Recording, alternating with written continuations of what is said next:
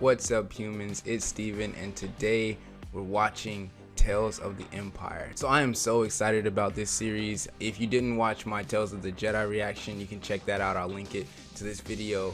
But I love Star Wars and I loved Tales of the Jedi. I had no idea this was coming out until they dropped the trailer, so that was a very good surprise for me.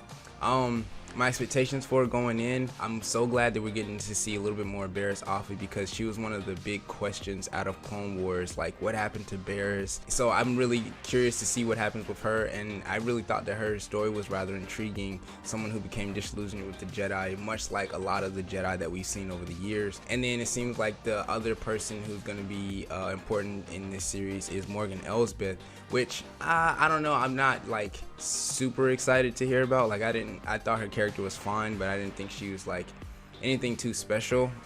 So maybe, you know, my mind will change on this. Maybe I'll get a little more insight. I did see in the trailer that we saw Grievous, what appears to be when he was sent to destroy all of the Night Sisters on Dathomir, which I believe happened in the Son of Dathomir comic. You can correct me if I'm wrong in the comments, but I'm pretty sure that's where that took place. So I'm excited to see that happen in animation form. But other than that, I have no idea what else to expect. I'm so excited to get into this. Hope you are too. Let's do it.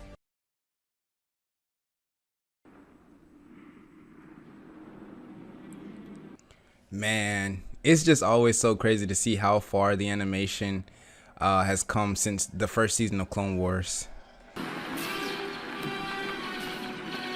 Yes, this is it. This is like the Siege of Dathomir. I don't know if that's what they call it, but it's pretty much the Siege of Dathomir. There's Morgan. How old was she here? Go. Come on. Oh, he's here. Oh man. Oh.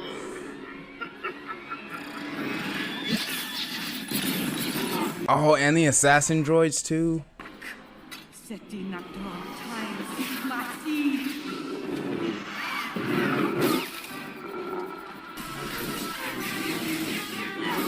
She gonna make him pull out the 4 blades. I already know it.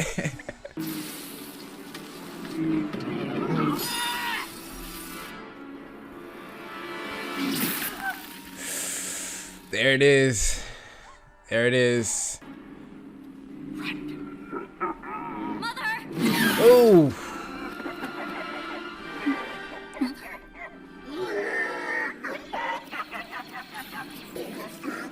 Damn, his animation and design is a little bit different from Clone Wars 2. He looks so much more menacing in this.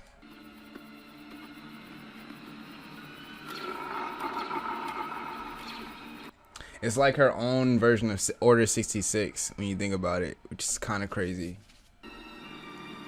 Wait, who are these people? Scavengers?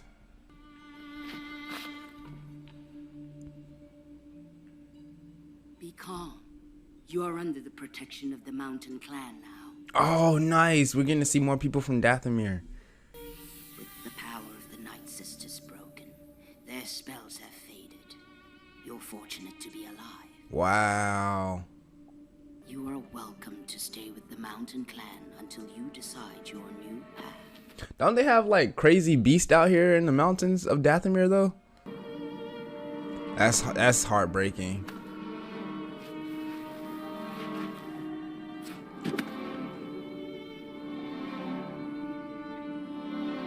To just see all your people wiped out like that is, I can't even imagine, man. The droids are still hunting. We're safe enough here in the mountains. After what you've seen, do you really believe that's true? No, you do not. Or you should not, rather. Your friends are right to be scared.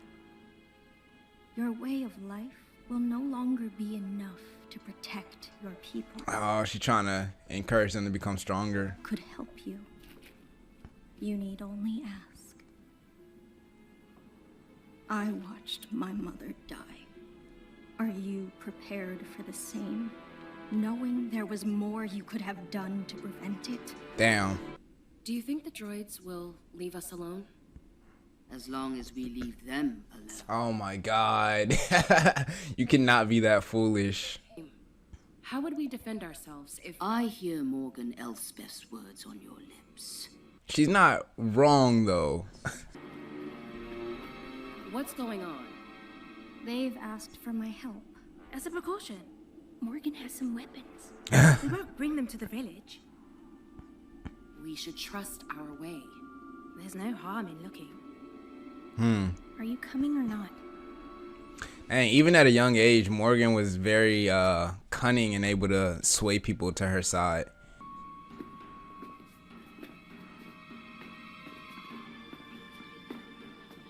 Oh no.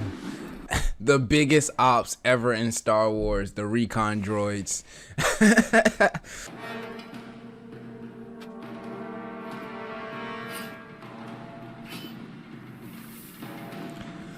Alright, you gotta get in a quick 2-minute training session real quick.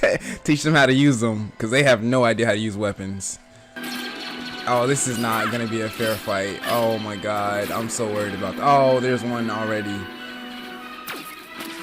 Oh, they are so unequipped. It's a lot of droids. Oh man. What are her blades made out of? She's just cutting through them. Is it Beskar? I don't think the nicest. Who is that? Oh! Oh! She's powerful as freak, bro.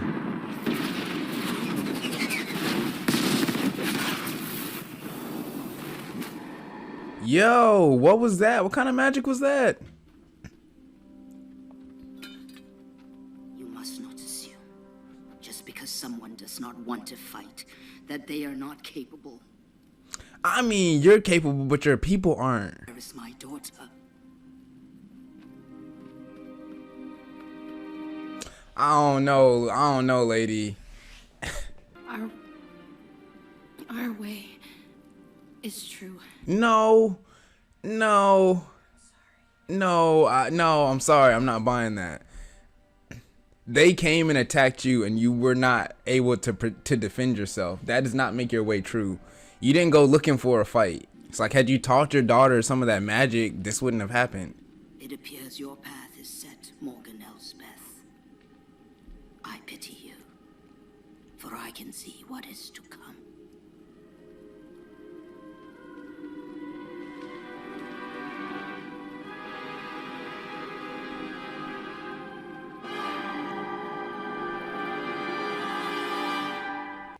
Okay, so we started off strong on the first episode. I will say this definitely already has made me more interested in the character of Morgan Elsbeth.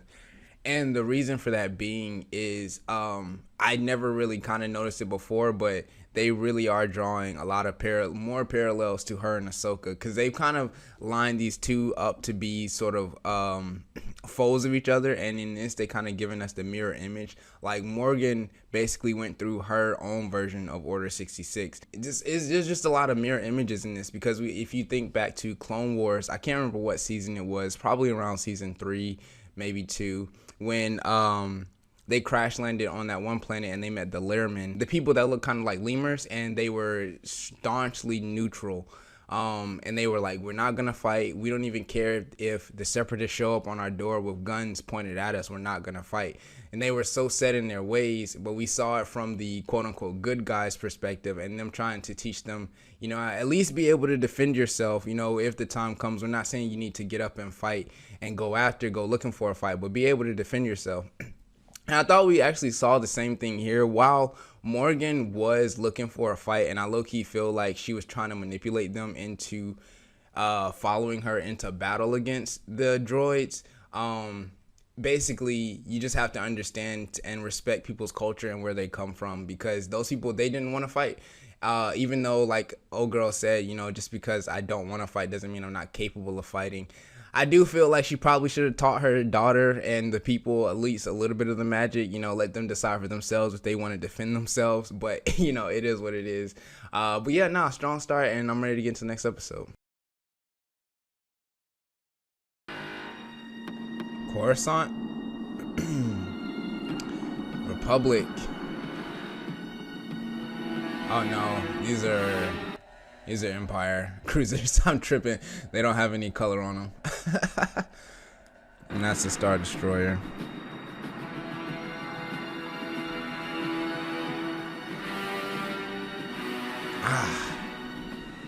Star Destroyers are so cool. They're one of the most menacing vehicles in all of pop culture. These designs allow for increased maneuverability and lower fuel consumption.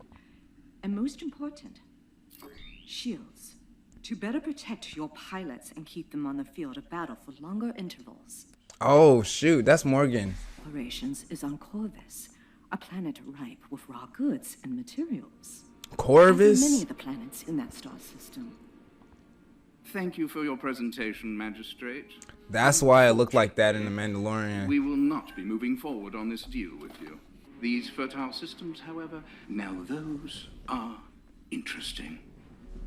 We will be there in short order to take what is rightfully ours. Wow. The bureaucracy of the Empire. I wonder how she managed to get a position in the Empire. Like, that's what I'm curious about. This is sophisticated work. You've changed the engine manifold. Why? The interior. Is that Yularen? My superior sends me to these meetings to search for people with a particular vision. Why is it that you want to lend your substantial talent? It doesn't really sound like him. Why, for the glory of the Empire, of course.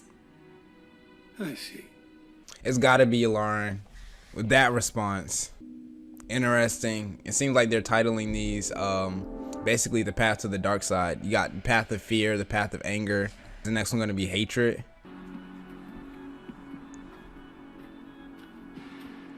Oh shoot, that's that guy was in The Mandalorian. He was part of the townspeople. Were you successful? He's younger here. No. But you promised us work and prosperity. Dang, she was there for years. Your resources, not your people. Not my ideas. When I found your village, you were nothing. Just one of 1,000 backwater worlds rot. Oh, all right. Tone it down, Morgan. You promised us wealth. We sacrificed for you. You lie, Majesty. It's the same story as people under the Republic. Wait. You promised us more. Liar. Dang, so she did try to come in like on some bargaining terms. It wasn't necessarily dictatorship when she first got there. But I imagine they're gonna revolt, and that's what's gonna turn it into how it was in The Mandalorian. These are not my people. How could they ever be? Oh, an assassin! What? I thought that was an animal. Oh, bro is legit.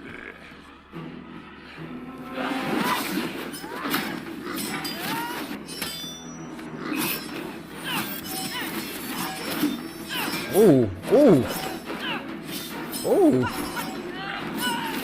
Call the guards. No. He said, nah. Let him cook. Oh, that's a huge design flaw in the weapon.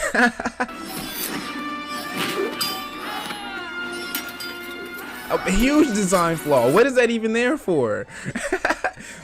Cool points? Who sent you? Well done, Magistrate. Forgive the theatrics, but we had to make sure you were capable of handling yourself. History remembers the witches of Dathomir. Oh. My interest is based on admiration and ambition. Who are you? Admiral Thrawn. Captain Pelion told me the finer details of your presentation. Oh, never mind. They literally just said his name is Pelion. Bisdain made it clear the Empire wants only this planet and its resources, not my mind. Your designs are brilliant, but not cost-effective. Men in the Empire will trade lives for profit. Yeah. Over time, this will create a weak and disillusioned military. The Empire will slowly crumble. He is not wrong about that. Answer again. Why do you seek imperial favor. For revenge. Revenge. Yep. Yes, I seek power to ensure my future, to destroy my enemies. Too bad your biggest enemy is already dead. Strength. And it is that strength that I offer the Empire. Offer accepted. Heard. Man, you gotta love Thrawn, bro. That is a portion of my fleet. They'll be at your disposal to begin your operation. Oh no. It all goes down here from here, y'all. Is it good? Hell no. No. It means she won. Long live the Empire.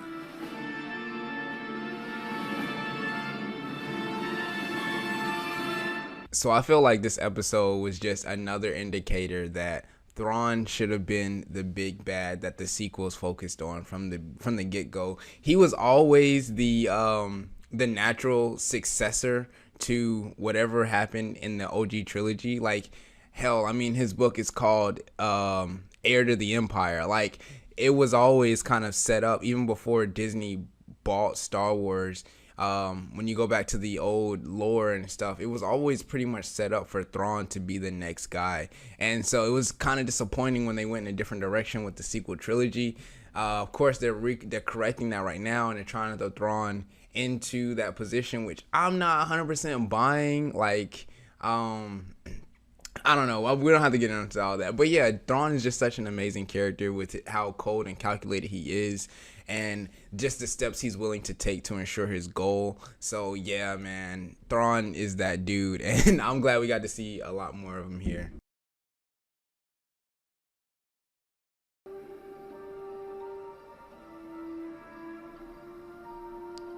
Oh, they've already started on everything. It's so sad to see a planet like this.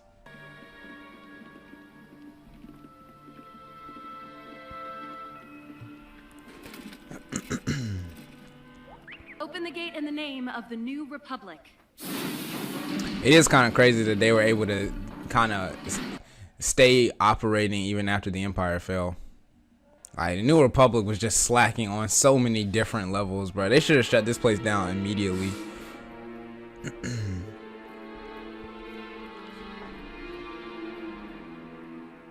I hope they don't pay this lady off. Nadura? Is that you? Hello, Wing. Oh wait, is she from here? Why have you come back? Oh shoot, did we see her in the last episode? Yes, the Galactic Empire was defeated. They don't even know. They don't even know. Oh my god. Some news reaches us more slowly than others. What has Magistrate Elspeth done? No one has seen her in a long time. And yet her guards keep us working night and day. Do not worry, Wing. Things have changed. Everything has changed. Oh, please don't be so naive. There she go with her spear and everything. Magistrate Elspeth, I am here on behalf of the New Republic. I brought a petition to the Senate for Corvus to become a member planet. However, first you must step down and relinquish your control of the local systems. Yeah, she's not going for that. It's what the people want. And how would you know what the people want? She said, "You've been gone." Remember, Unidura, you left many years ago because it did not suit you to work in our factories. Please, there's no need for conflict. He's right, Magistrate. Your crimes are well known. Don't burn everything down around you. My world has been burning since I was a child. Yikes. I don't have a good feeling about this. Kill her. Oh no. No, no, no. Get to the ship! Ooh. Nice shot. You should be careful with your tongue. Your people need you more than I do. Oh, wow. Wow. All right, send a distress signal.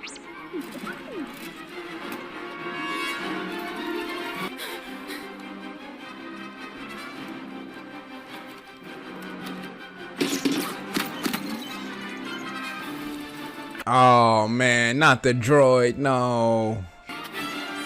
Oh yeah, she's definitely a goner. Oh.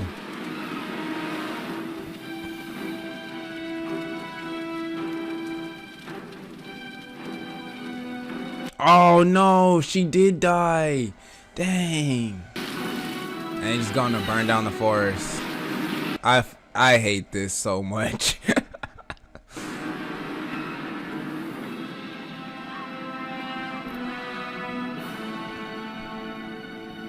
The entire forest, man.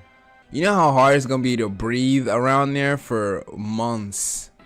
I understand that you must be frightened, but I'm here to reassure you. You are all under my steadfast protection. The fires will continue burning. You will work night and day, but you do so knowing that you will be part of an effort that will save our galaxy from ruin.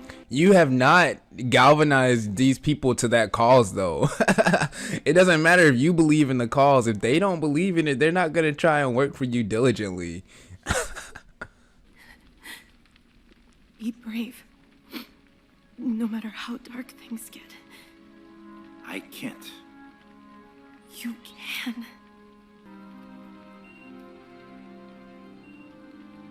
Help will come. But you must be ready to do your part. And that's why he helped Ahsoka. Who is this? Oh. I received your distress signal. Come in. Who is it? Oh, that's bad. That's bad. That's so bad. Oh man, he about to get tossed in the torture device. Oh no.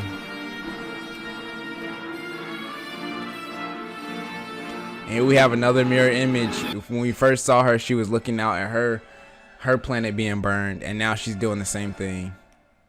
Okay, so that is part 1 of Tales of the Empire. They did it a little bit differently than they did Tales of the Jedi, where they were like intercutting between Ahsoka's story and Dooku's story. This time they just like laid out all of Morgan's story, and I guess the next 3 will all be Barriss Offee, which I'm really excited for. But no, they did a pretty interesting job with this one. The parallels and just the mirror imaging was huge. Like I said at the end, when we saw her in the first episode, she was distraught and looking out over, you know, her planet being burned and her people being burned to the ground. And then now we see where she's at, quote unquote, the height of her power. She's looking out and she's doing the burning.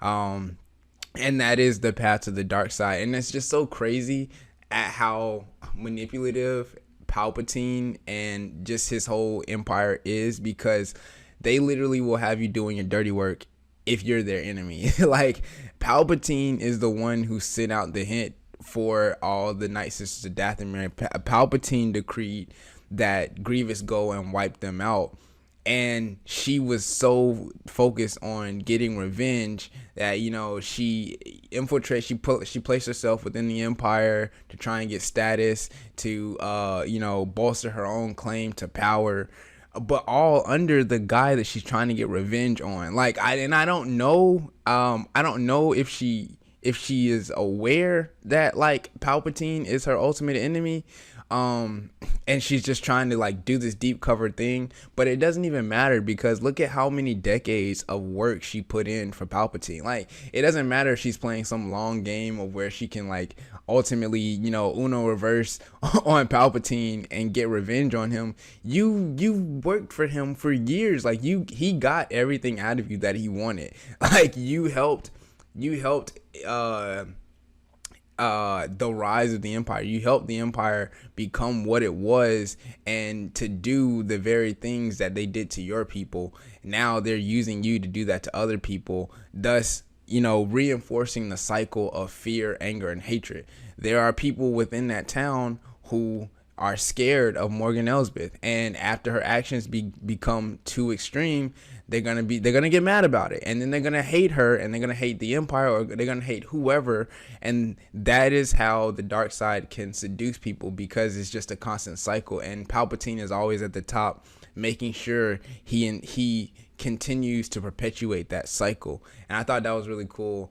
I wish we had gotten a little bit more of General Grievous. I liked this version of General Grievous as opposed to the Clone Wars version of General Grievous. Now, the 2003 Clone Wars, where we first were introduced to General Grievous, the 2D animation, that was like the true General Grievous. Like, everybody was terrified of him. He was scared. He was formidable. I mean, he's killing Jedi like it's nothing. That was the true design of General Grievous. But because of, you know, poor writing decisions, you know, the fact that he had never met Anakin by the time episode 3 came out, in the Clone Wars, they kind of had to write him as a bit of a goofy foil, because like Dooku was always above Grievous. So every time, you know, Grievous came and was in a fight, like, he usually ends up running away, you know, just cowering away. But in all actuality, Grievous is a super formidable opponent. Like I said, he's killed multiple Jedi. All of his lightsabers come from Jedi, and it's no easy feat to kill a Jedi, and he has run through so many of them. And so he's just an imposing threat, and I just like being able to see him here and just be scary, as opposed to how he was in the Clone Wars. But yeah, this was really cool. It did change my opinion on Morgan Elsbeth a bit. Like, I do like her as a character a lot more than I did. I'm still not gonna rank her like super high on the Star Wars characters list, but them drawing the parallels between her and Ahsoka, I think it was a good move, because Ahsoka is such a beloved character within Star Wars. And so, and if you're gonna put them two together, like, I did kind of find it weird that like she became like an immediate foe for Ahsoka. Like, we've seen Ahsoka, you know, battle, you know, some of the best. We've seen Ahsoka defeat Darth Maul in combat, and so to see her go up against Morgan Elsbeth and kind of struggle. Granted, Ahsoka was older in age at that time. I don't know. It's just we kind of needed this backstory and this. We needed to round out her character more to show us why she's so formidable, why she's on this warpath. And I think they did a pretty decent job. I still don't know if I would. I mean, we saw her take out like so many droids, so I guess you could kind of say that she's on a level of Ahsoka as far as combat skill and ability. But yeah, I'm ready for part 2. I'm ready to see the Barriss Offee. It's really what I'm here for. And I hope you guys will join me for that video as well. But that's gonna do it for today's video, guys. Thank you so much for joining me. Remember to drink some water, and if no one's told you today, just know that I love you. Peace out, everybody.